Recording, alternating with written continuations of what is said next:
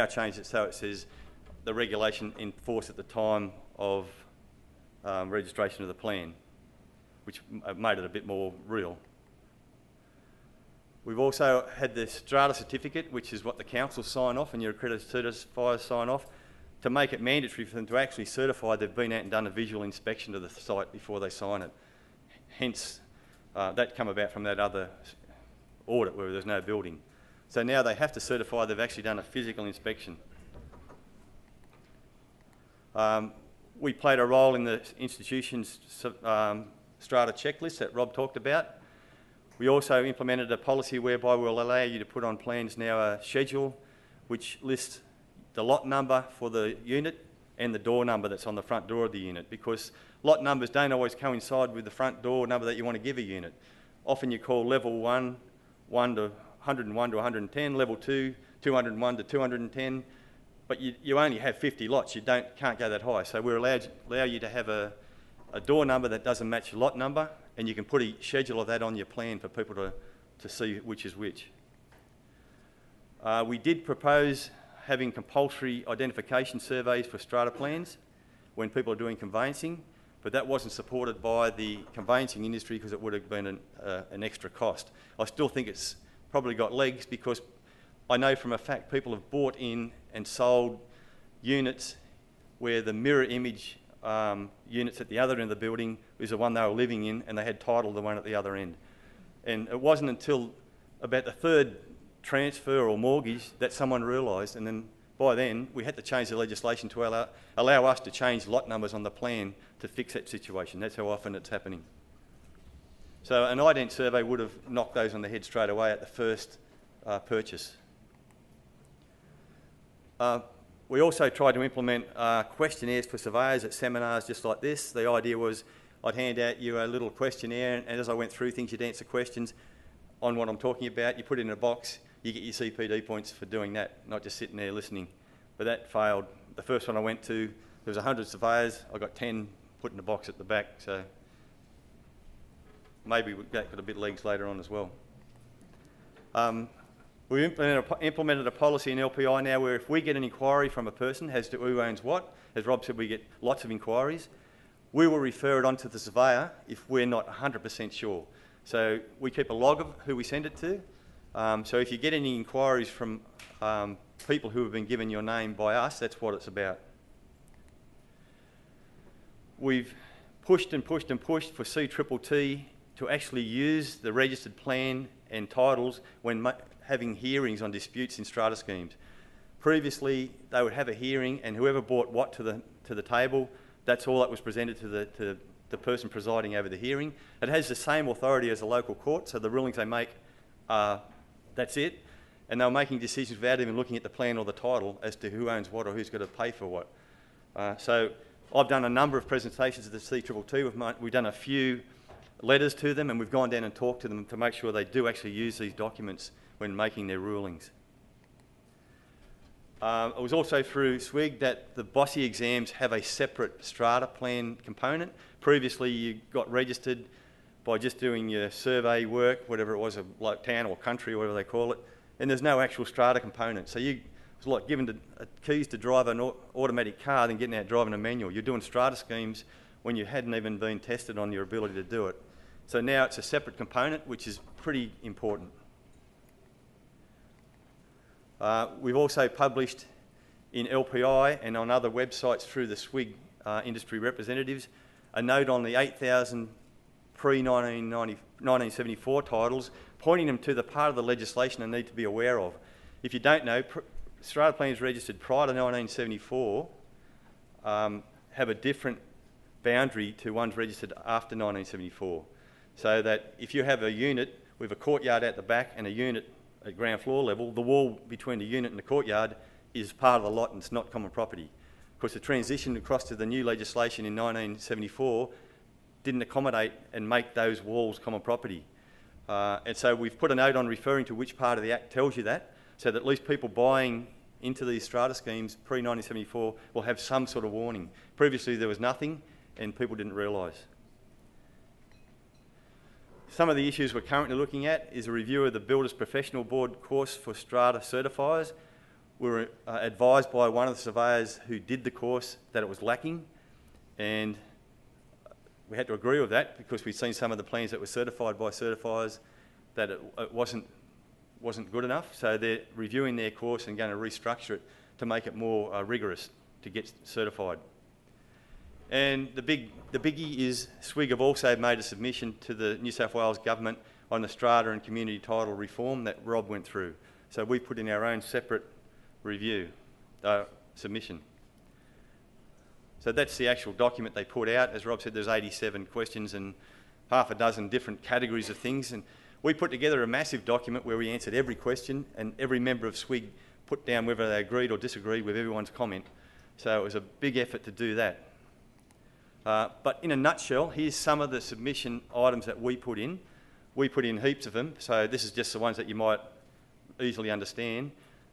As Rob discussed, we want the unit entitlement determined by a registered valuer, as it is currently in community plans.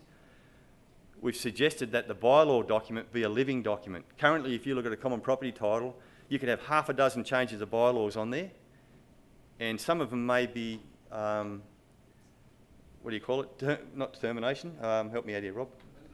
Amendments, and yeah, you might amend an existing bylaw, you might repeal an existing bylaw, but there's nothing on there that gives you a comprehensive list of what's still current or what's active.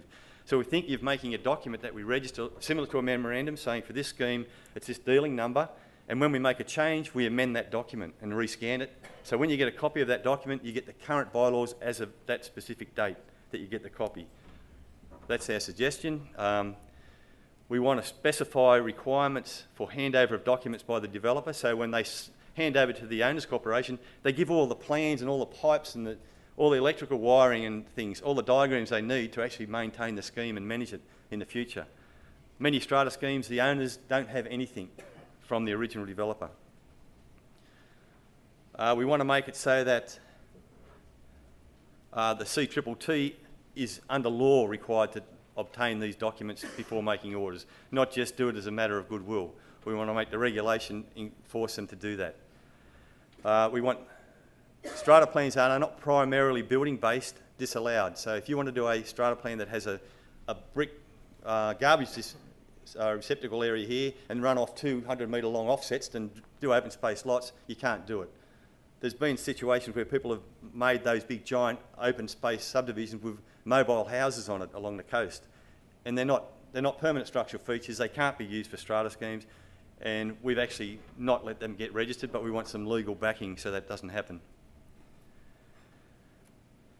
We want to stage stratas expanded to allow subdivision of development lots into further development lots to accommodate the changing development environment. So if you do currently a stage strata scheme, you create 3 development lots, you can't technically create any more development lots.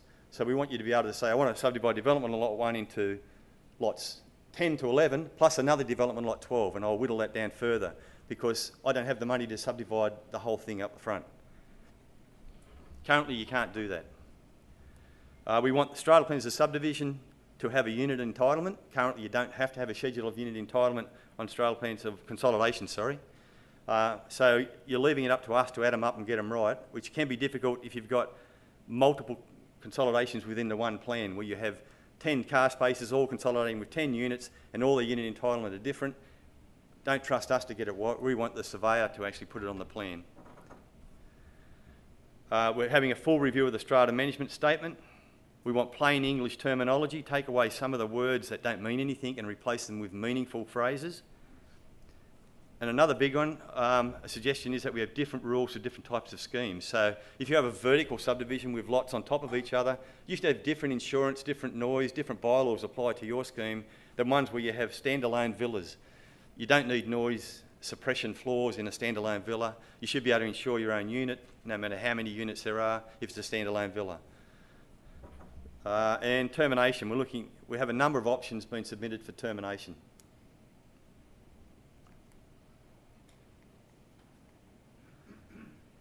And another big one, which Rob actually went through quite good, was the SWIG have put together 2 memorandums, not just one. The first one was 520,000.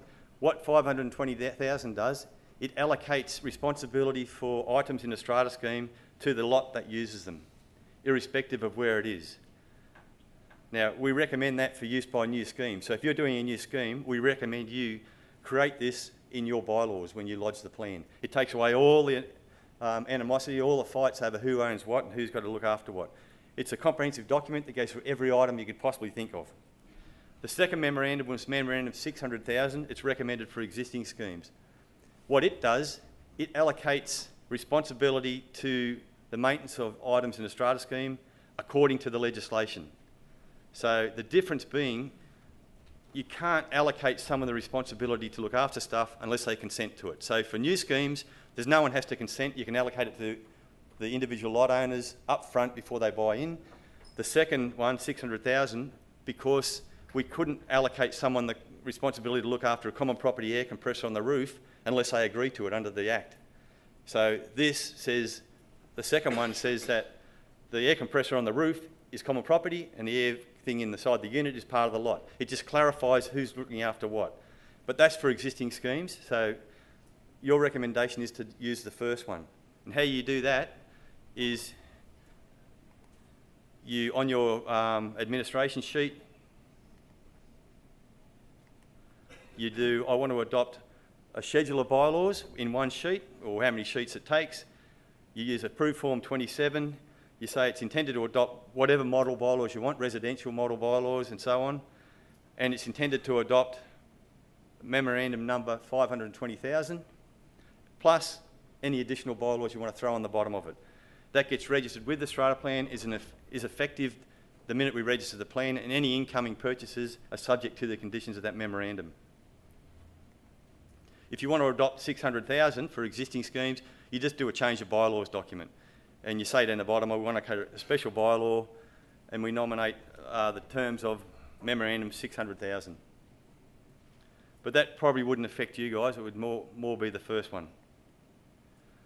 Okay, the Strata Schemes Freehold Development Regulation was implemented on the 1st of September last year. There weren't many changes. There are only 3 of them. I'll just explain to you now what they are. The first one, the top little box here, is straight out of the regulatory impact statement saying what's happened.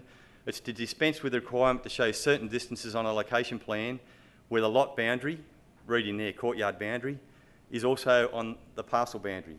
So the regulation read as follows. I've cropped out the bits that don't count, and the new bits are bit in yellow. So on your location plan, if a lot that is not within the building and is defined by lineal measurement from part of the building or from other structural feature, any part of that lot that was within 2 metres of the boundary, you're required to show the perpendicular distance from the building to the parcel boundary to prove that your lot doesn't encroach.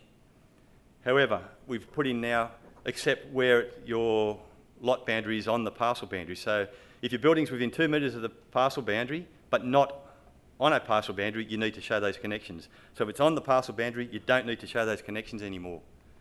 Here's an example. You've got your location plan, you've got your floor plan. The floor plan shows all the offsets you need to define lots 1 and 2 that you'd normally see, right angles from the building out to fix your courtyards. And on the right, your location plan has to replicate those offsets. That was before the 1st of September. But because all our courtyard boundaries are coincident with the parcel boundary, from 1st September, your location plan can look like that, and you just put a note on, lot boundaries are coincident with parcel boundary. And you no longer have to put all those offsets and duplicate the offsets over and over and over again. If not all the lot boundaries are on the parcel boundary, you just designate the ones that are for that statement, and then you've got to show the offsets for the other ones if they're not on it, say they're just a half a metre inside or something like that. And I'd like to thank Bill McDonald, he's from the Northern Group, I think. It was his idea. He wrote to me earlier last year saying, why do we have to show all this stuff over and over and over again? And after a bit of toing and throwing, we brought it up at SWIG, and we got approved, we changed the legislation. So it just shows you your voice can actually do something, you know? So it's worth actually sending something in if you think something can be done a bit better. The second change, the next two are pretty well nothing. They're just clarifying what was already there. It's talking about to amend the clause to require the nature and details of any encroachment to be indicated on the strata plan. You've always had to show encroachments that existed, and any survey information we require